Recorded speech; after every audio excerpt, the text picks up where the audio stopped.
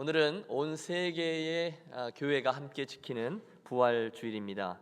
예수께서 죄와 사망의 권세를 이기시고 부활하심으로 잠자는 자들의 첫 열매가 되셨는데, 그 예수님 부활을 함께 목도하고 감사하고 찬양하는 오늘의 이 아침, 그 부활의 능력이 저와 여러분의 인생과 가정과 일터와 교회 위에 현재형의 능력으로 화하게 되시기를 축원합니다. 오늘 부활주일의 메시지를 위해서 저는 먼저 고린도전서 15장 그리고 그 부활장의 내용을 살피고요, 지난 한 주 동안에 집중했던 십자가 메시지의 마지막 편 세상 속의 십자가를 주제로 은혜를 나누려 합니다. 먼저는 부활에 대한 가르침입니다. 고린도전서의 본문에서 사도 바울은 예수님의 부활이 역사적인 사실이다라는 점을 강조하면서 이야기를 시작합니다. 너희가 십자가에 못 박은 예수가 성경의 약속대로 다시 살아나셨는데 그 일에 내가 증인이라. 아니, 나뿐 아니라 베드로, 12제자, 500여 형제들까지도 그 부활의 주님을 직접 목격한 이 일의 증인이라. 이어서 그는 죽은 자의 부활이 없다는 이들을 책망합니다. 만일 부활이 없다면 우리의 죄 용서도 복음도 심지어 우리가 이렇게 감당하고 있는 모든 수고도 다 헛되며 결국 예수 믿는 우리들이 이 세상에서 가장 불쌍한 자가 될 것이다. 그리고 선언하죠. 그러나 이제 그리스도께서 죽은 자 가운데서 다시 살아 잠자는 자들의 첫 열매가 되셨도다. 참으로 멋있는 부활의 그런 선언이 되겠습니다. 하지만 바울은 거기서 멈추지 않고요, 저와 여러분을 그 부활의 자리로 초대하고 있습니다. 예수께서 부활의 첫 열매가 되어주신 것처럼 이제 우리도 그날 부활하게 될 것을 믿는다. 그리고 큰 소리로 외치죠. 사망아, 너희 쏘는 것이 어디 있느냐? 사망아, 너희 이기는 것이 어디 있느냐? 나는 예수님의 부활을 보며 확신한다. 사망아, 심지어 너마저도 나를 어떻게 할 수 없다. 왜냐하면 나는 생명의 주인 되신 그분이 나로 하여금 다시금 부활케 해주는 존재이기 때문입니다. 바로 그 사실의 그 확신의 근거에서 그가 우리들에게 마지막 권면합니다. 그러므로 형제들아, 견고하며 흔들리지 말며 항상 주의 일에 더욱 힘쓰는 자들이 되라. 이는 너희 수고가 주 안에서 헛되지 않은 줄을 알미니라. 사랑하는 여러분, 저는 이 부활의 아침에 사도 바울이 가졌던 그 메시지, 그 부활의 논리가 그대로 우리의 것이 되어서 이 LA 땅에 살아가고 있는 저와 여러분에게 또 한 번 직접 선포되고 또 체험되는 역사를 간절히 소망합니다. 특별히 오늘 이 아침에 힘든 상황 속에서 나온 여러분 계십니까? 그분들에게 심지어 죽음에서조차 사망아, 너희 쏘는 것이 어디 있느냐 담대히 선포하며 나아가는 저와 여러분이 되시기를 바랍니다. 또 마지막으로 그 부활의 소망 때문에 남겨진 인생도 우리 하나님 앞에서 책임적인 존재로 내가 어디 설 것을 알기 때문에 그렇게 살아가는 유니온교회 가족들이 되시기를 축원합니다. 이어지는 오늘 설교의 두 번째 포인트, 로마서의 말씀은 지난 시간 우리가 내내 살폈던 이 십자가 메시지의 최종 결론이다라고 말씀드릴 수 있겠습니다. 우리는 예수님의 십자가를 다양한 각도에서 바라보며 그 속의 의미들을 하나씩 추적해 왔습니다. 그럼 앞으로는 저를 공포의 무한 반복이라고 불러주십시오. 반복해 보겠습니다. 첫째, 사람들의 시각, 아래에서 올려다본 십자가는 세상에 미련한 것이었습니다. 하나님의 시각, 위에서 내려다본 십자가는 하나님의 공의였습니다. 그 다음에 예수님 자신, 십자가에 매달린 주님의 시선으로 본 십자가는 우리를 향한 당신의 사랑이었고요, 옆에 매달린 강도의 시각, 옆에서 바라본 십자가는 그 자리를 바꾸어 주시면서까지도 나를 구원하시는 하나님의 은혜를 보여주고 있으며, 내 속에 자리하고 있는 십자가는 자기 부인의 메시지를, 그리고 마지막으로 내 등에 지고 바라본 십자가는 희생과 헌신의 메시지를 전해주고 있다 말씀드렸습니다. 그리고 이 부활의 아침, 이 모든 이야기들의 결론을 이루는 마지막 십자가의 메시지는 세상 속의 십자가, 복음의 선언이 되겠습니다. 따라해 주십시오. 세상 속의 십자가, 복음의 선언. 여러분, 세상 속의 십자가라고 했는데 먼저 저 세상을 한번 바라보십시오. 여러분 동의하십니까? 하나님이 없는 세상은 소망이 없습니다. 물론 세상의 과학과 의학이 얼마나 눈부시게 발달했는지 우리 압니다. 하지만 우리들의 현실은 조금 더 나아지지 않았습니다. 작년 부활주일 직전 고난주간에 있었던 한국 진도 앞바다에 있었던 그 세월호 사건을 우리 모두 지켜보았습니다. 그 사고는 틀림없습니다. 탐욕과 이기심으로 인한 인재입니다. 너무너무 안타까웠습니다. 그리고 지난 1년간 우리는 사람들이 그 일을 어떻게 대하는지 또 어떻게 해결하는지를 통해서 이 세상이란 놈의 실체를 똑똑히 지켜보았습니다. 그럴 줄 알았습니다. 상한 자에 대한 배려가 전혀 없는 극도의 이기심, 그 순간만 피하면 된다는 책임 회피, 자기에게 불리한 점은 지우려고 하고 그 상황 속에서도 자기의 이익을 챙기려고 하는 비인간적인 시도들 등등 정말 정 떨어지는 이야기들이 그 속에 가득합니다. 거기가 세상이에요. 극도 이기심으로 똘똘 뭉쳐져 있는 곳, 그 세상. 여러분, 거기에 과학기술의 발전이 우리들에게 소망을 가져다 줍니까? 아니요. 교육이 소망을 가져다 줍니까? 아니요. 경제적 부유함이 문제를 해결합니까? 아니요. 거기에는 진정한 해답이 없습니다. 이제 우리 깨닫습니다. 이 모든 문제들 가운데 정작 문제는 그런 일들이 아니라 우리들 자신이라는 것을 말입니다. 과학기술이 문제가 아니라 기술을 다루는 사람이 문제고, 교육이 문제가 아니라 교육을 진행하는 사람이 문제며, 경제가 문제가 아니라 경제를 다루는 사람이 문제입니다. 그리고 성경은 이 모든 문제의 원인에 우리들의 죄인됨이 자리하고 있다고 정확히 지적합니다. 모든 사람이 죄를 범하였음에 하나님의 영광에 이르지 못하더니, 거기에 이 세상의 비극이 자리합니다. 그리고 그 사실을 직시할 때 우리는 이 문제를 본질적으로 풀 수 있는 해결 방법을 찾습니다. 무엇입니까? 바로 지난 주간 내내 우리가 씨름했던 예수 그리스도의 십자가 이야기가 그것입니다. 그 십자가의 이야기만이 우리들 모든 문제의 출발점인 이 죄의 문제를 해결할 수 있습니다. 그리고 거기에 오늘 우리 유년교회가 저 십자가의 복음을 세상 속에 계속 선포해야만 하는 정확한 이유가 자리합니다. 저는 이 아침에 마지막으로 바라보는 십자가의 메시지를 세상 속의 십자가요, 복음의 선언이라고 말씀드렸습니다. 맞습니다. 여러분, 유니온교회는 전혀 소망이 없어 보이는 이 세상 속에 자리하고 있습니다. 저와 여러분이 교회인데, 저와 여러분이 살고 있는 그곳이, 그 세상이 바로 얼마나 잔인한 것인지 우리 잘 알고 있어요. 그런데 그 속에서 저와 여러분, 우리 유니온교회는 예수 그리스도의 십자가 이야기를 계속 말하면서 살아가야 된다는 것입니다. 그게 교회입니다. 아무리 세상 사람들이 우리에게 뭐라 해도 우리는, 교회는 이 십자가의 복음을 계속해서 이야기해야만 해요. 내가 복음을 부끄러워하지 아니하노니 이 복음은 모든 믿는 자에게 구원을 주시는 하나님의 능력이 됨이라 하셨기 때문이죠. 문제는 저와 여러분을 포함한 많은 사람들이 오늘도 이 세상에서 이 십자가 이야기를 자꾸만 부끄러워한다는 것입니다. 너희들의 소망은 십자가뿐이다, 이게 가장 중요한 것인지 아는데도 그 이야기를 자꾸 뒤로 감추려고만 합니다. 그리고 우리는 세상 사람들이 좋아할 만한 것들을 이야기하려고 합니다. 틀림없어요. 예수 그리스도 십자가의 복음만이 우리들의 매력이요, 우리들의 생명인데 우리는 자꾸만 그것을 뒤로 감추고 사람들이 좋아할 만한 것들만을 반복하여 이야기합니다. 야곱과 에서가 있었어요. 형 에서가 장자권을 별것 아닌 것으로 여겼던 그런 모습처럼 말입니다. 그날 에서는 장자의 권, 즉 하나님의 언약이 흘러가는 그 축복을 별것 아닌 것으로 여겼어요. 오죽하면 팥죽 한 그릇에 그것을 맞바꾸어 버렸겠습니까? 그 결과는 비참했습니다. 물론 잠깐의 배는 불렀겠죠. 하지만 가장 귀한 축복, 하나님의 언약 백성으로 이어지는 장자의 권은 그에게서 영원히 사라져 버렸습니다. 사랑하는 여러분, 그날 에서처럼 우리에게 주신 가장 귀한 이 십자가의 복음을 별것 아닌 것으로 여기는 실수가 저와 여러분에게는 절대로 일어나지 않기를 바랍니다. 십자가의 복음이 가장 귀한 것이다라는 것을 기억하십시오. 그 정도는 있어도 되고 없어도 되는 게 아니라 그것은 꼭 있어야만 하는 것이 이 십자가의 복음이에요. 주리뿐이 아니죠. 세상 사람들 누구에게나 예수 그리스도와 그분의 십자가가 꼭 필요하다는 사실을 먼저 기억하시고, 교회는, 우리는 오늘도 세상을 향하여 예수님의 십자가 이야기를 전하고 또 선포해야 합니다. 교회입니다. 그것이 사명입니다. 사실 여러분, 오늘날 세상 사람들이 예수님을 다 아는 것처럼 보이죠. 하지만 그렇지 않습니다. 오늘도 이 세상에는요, 일평생 단 한 번도 교회에 발을 들여다놓지 않은 사람들이 가득합니다. 아니, 일평생 단 한 번도 복음, 예수님 이야기를 들어보지 못한 사람들이 많아요. 물론 교회에 대한 이야기는 들어봤을 수 있겠죠. 하나님에 대한 이야기는 들어봤을 수 있겠죠. 하지만 십자가의 도, 완벽한 그리스도의 복음을 다 들어본 사람은 그렇게 많지 않다는 것입니다. 더 비극적인 것은 자기가 그 복음을 들어야 한다는 것을 모르고 있어요. 자기가 잃어버려진 존재, 구원받아야 된다는 사실을 몰라요. 듣고 싶어 하지도 않아요. 그런데 주님이 우리들에게 말씀하십니다. 가서 그들에게 그 이야기를 말해 주어라.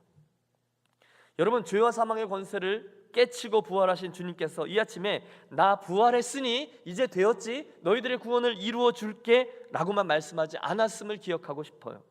대신에 부활하신 주님은 이제 가서 이 세상 사람들에게 이 놀라운 사실을 전하라 말씀하셨습니다. 아니, 예수님은 원래부터 거기에 관심이 있으셨어요. 하나님은 모든 사람이 구원을 받으며 진리에 이르는 데 이르기를 원하시느니라.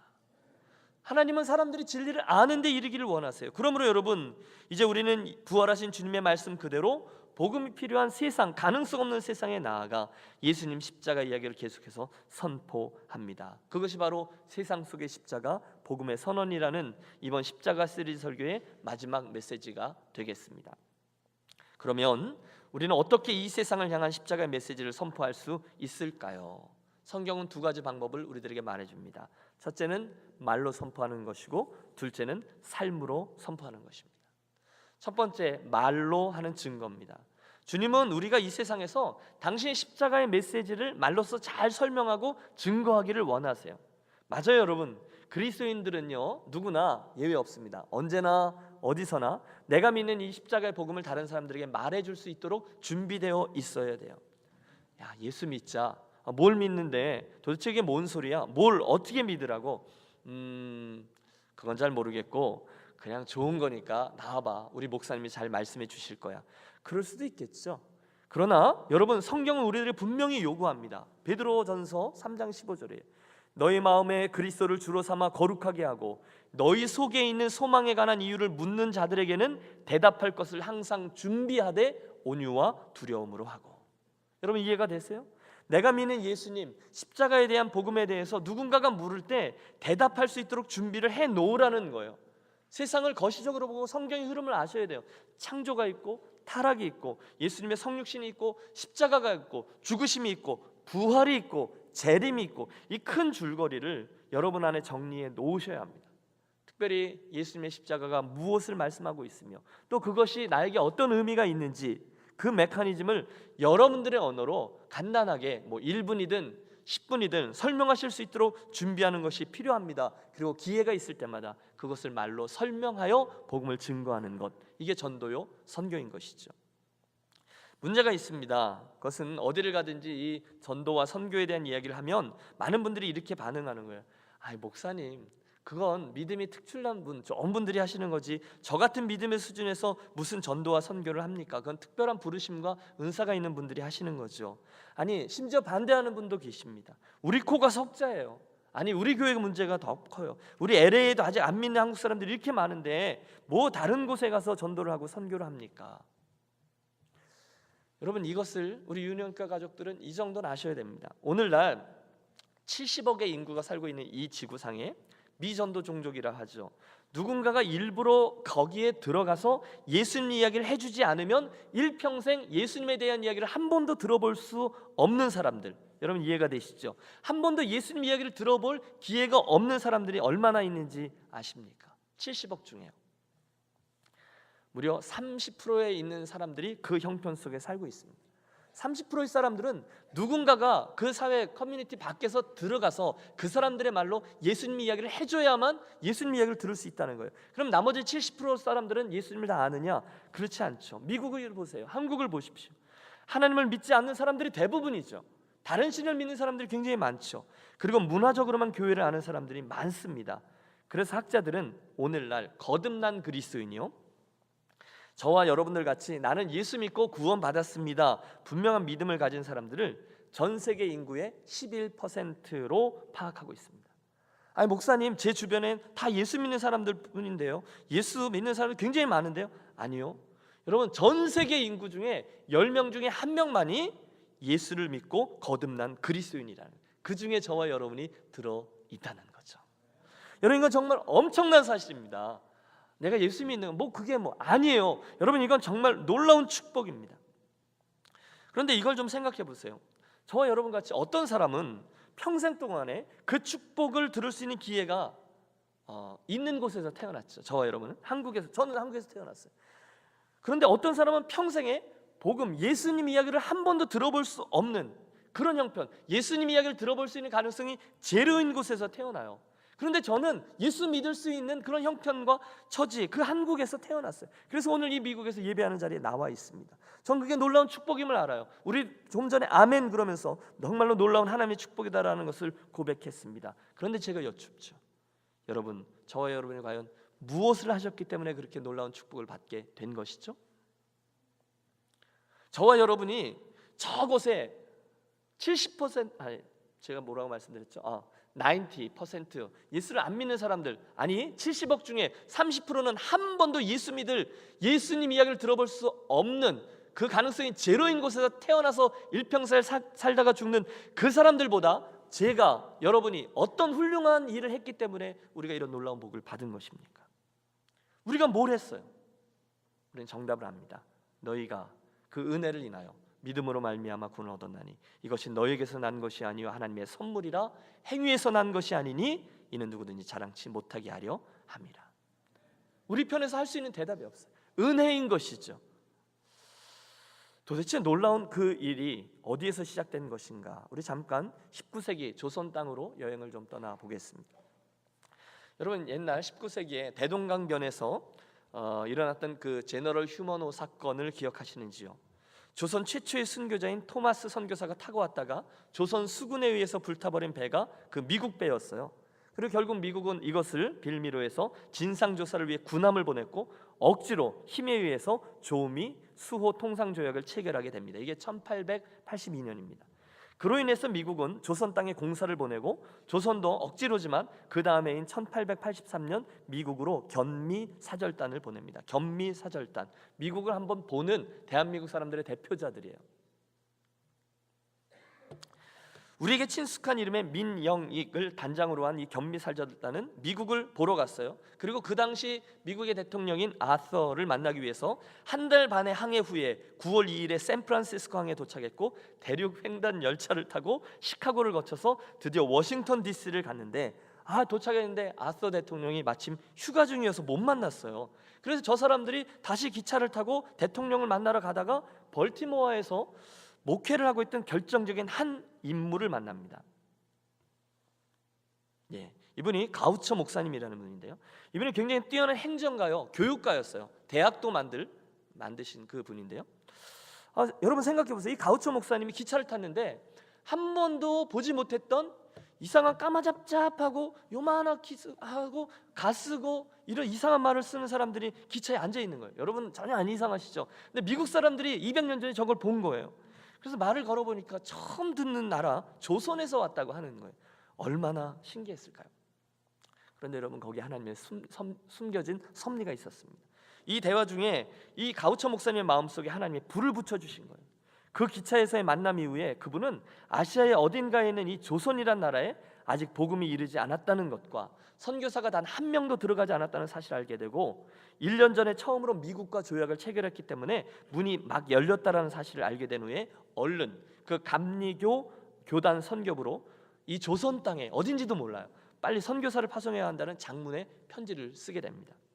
만일 은둔국인 헐밋 킹덤이라고 하죠, 은둔국인 조선에 선교 사업의 정책을 세울 수 있다면 조선에서의 선교는 영구히 확립될 것이다 라는 편지, 그리고 그의 사재를 털은 당시로서는 어마어마한 금액인 2,000불의 선교헌금을 드립니다.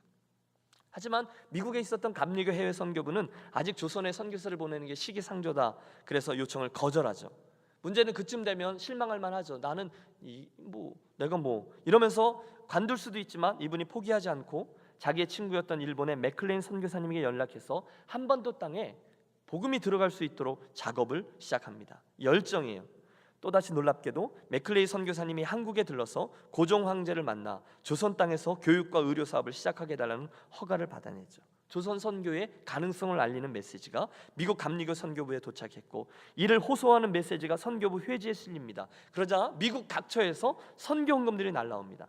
기록에 의하면 이 가우처 목사님의 사재가 2,000불이었고 오하이오주에 있는 청년 실업가가 1,000불을 헌금했고, 캘리포니아에 살던 9살 소녀가 이 동네일지 모르겠어요, $9, $9를 헌금하는 등 한반도를 위한 선교 기금이 모여지기 시작하는 거예요. 여러분, 당시 미국에 있는 사람들은 누가 저 조선 땅을 알고 있습니까? 아무도 몰랐어요. 그러나 그 헌신들이 미랄이 되어서 결국 미국 감리교 선교사 부부가 조선 땅의 첫 번째 선교사로 아펜젤러 선교사 부부를 들여 보냅니다. 여러분 누군지 많이 들어보셨죠? 후에는 스크랜턴과 그의 어머니 메리 스크랜턴이 연이어 들어오게 되고 역사적인 날입니다. 드디어 1885년 4월 5일 부활주일 아침 오늘이었습니다.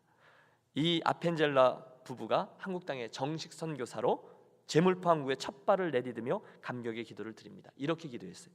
우리는 부활절 아침에 이곳에 왔습니다. 그날 사망의 권세를 이기신 주께서 이 백성을 얽어맨 결박을 끊으사 하나님의 자녀로서의 자유와 빛을 주시옵소서. 여러분, 그때 하나님이 그들의 그 기도를 들으신 거예요.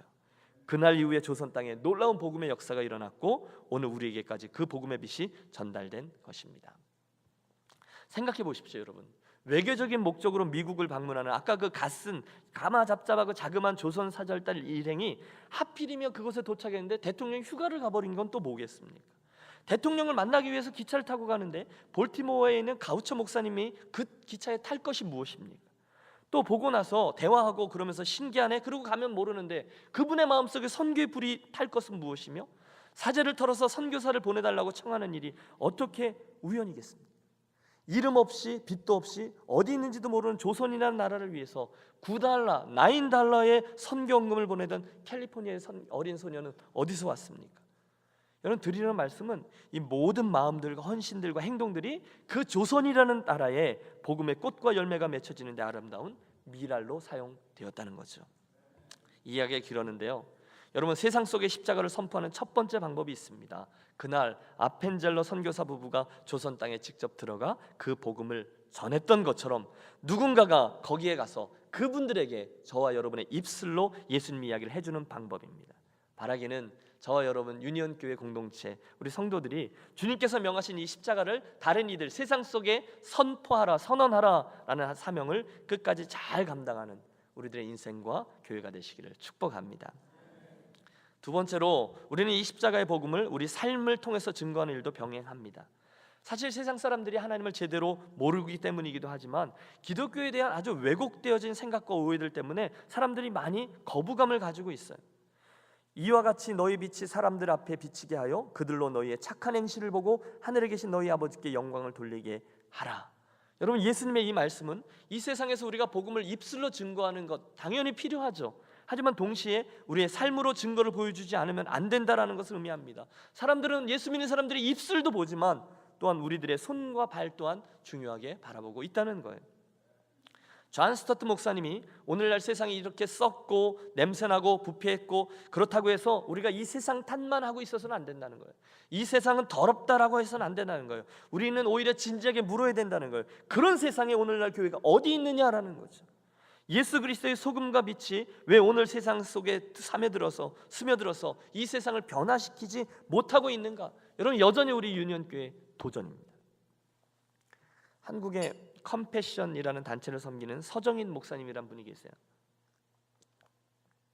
하루는 이분이 백혈병을 앓고 있는 한 여자아이를 위해서 골수 이식을 해준 적이 있습니다. 그런데 그 당시에는 골수를 내어주는 사람도요, 일주일 동안 병원에 입원을 하고 전신 마취를 하고 골반에 구멍을 내어서 주사기로 골수를 채취해야 됐는데 그만 이 목사님에게 의료사고가 나서 큰일 날 뻔한 일을 겪습니다. 하지만 감사하게도 그 골수를 받은 여자아이가 건강하게 회복했습니다. 힘들었지만 참 보람 있는 일이었어요. 문제는 5개월쯤 지나 그 아이의 병이 재발했다는 것입니다. 그리고 혹시나 그 골수를 다시금 기증해 줄 수 있느냐라는 요청이 왔습니다. 이제 그 아이는 더 이상 다른 사람의 골수를 받을 수도 없다라는 소식과 함께요.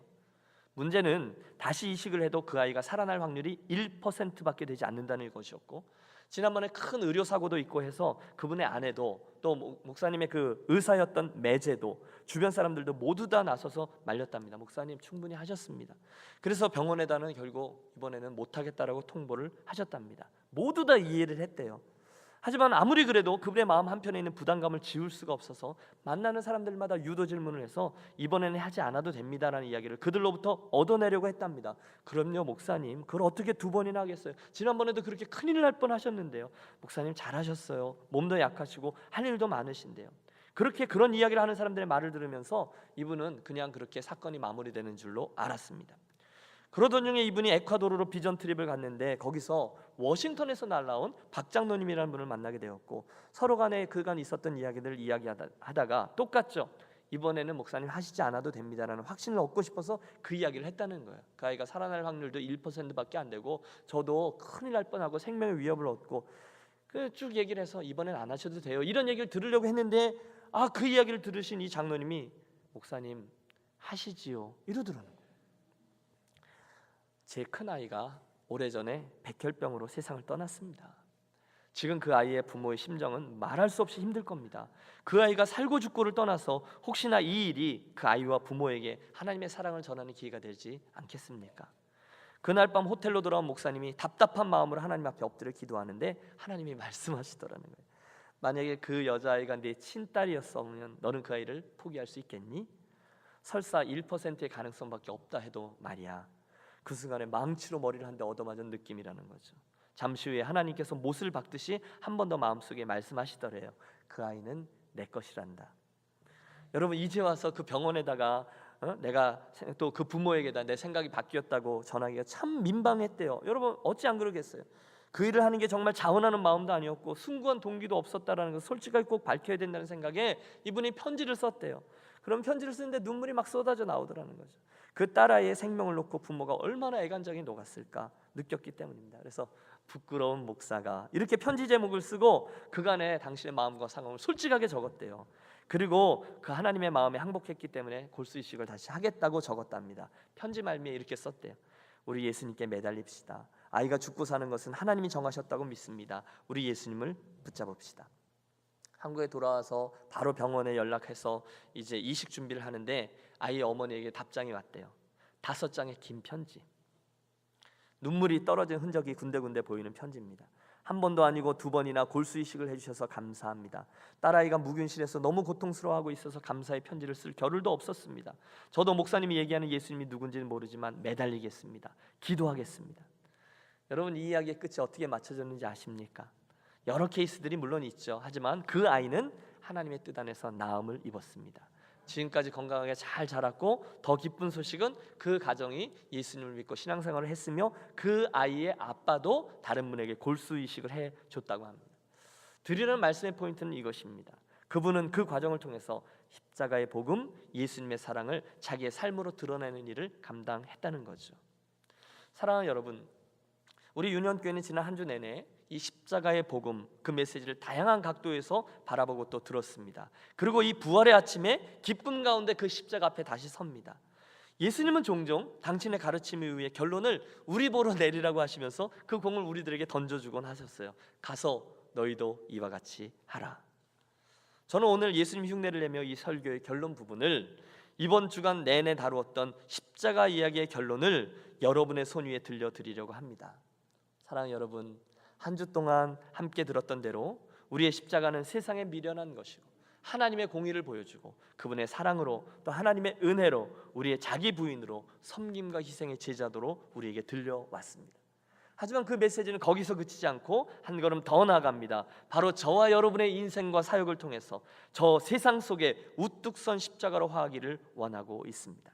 이제 그 십자가의 메시지는 저와 여러분의 입술의 증거로, 저와 여러분의 삶의 증거로 오늘도 세상에 외쳐져야 할 것입니다. 오늘은 그 자리로 주님께서 우리를 초대하고 계세요. 가서 너희도 이같이 하라. 가십시오. 이제 저와 여러분 그 메시지대로 살아가십시오. 저 소망 없는 세상 속에서 십자가를 증거하는 그 방법을 통해서 말입니다. 우리의 입술로, 우리의 삶으로 예수 그리스도의 그 십자가와 이어진 오늘의 이 부활의 메시지를 계속해서 선포하는 것입니다. 바라고 축복합니다. 2015년 이 부활의 아침에 예수님의 십자가 보호할, 그리고 그 선명한 복음의 능력이 저와 여러분의 삶에 현재형으로 역사하는 부활의 아침 되기를 우리 주 예수 그리스도의 이름으로 축원합니다. 기도하겠습니다. 하나님 아버지, 이 부활의 아침에 우리들에게 은혜를 베푸셔서 죄와 사망의 권세를 이기신 예수님의 부활을 함께 기뻐하며 그 부활의 소망이 나의 것임을 믿으며 세상으로 나아가 복음의 핵심 메시지를 담대히 선포하는 유니온교회 가족들이 되게 하여 주옵소서. 이제 가서 너희도 이와 같이 하라. 주님의 말씀에 순종하려 합니다. 우리들의 말과 우리의 선한 행위로 소망 없는 세상에 진정한 소망 되시는 십자가를 전하고 외치는 복된 인생과 교회만 되게 하여 주옵소서. 부활이여 생명 되시는 우리 주 예수 그리스도 이름으로 기도하옵나이다. 아멘.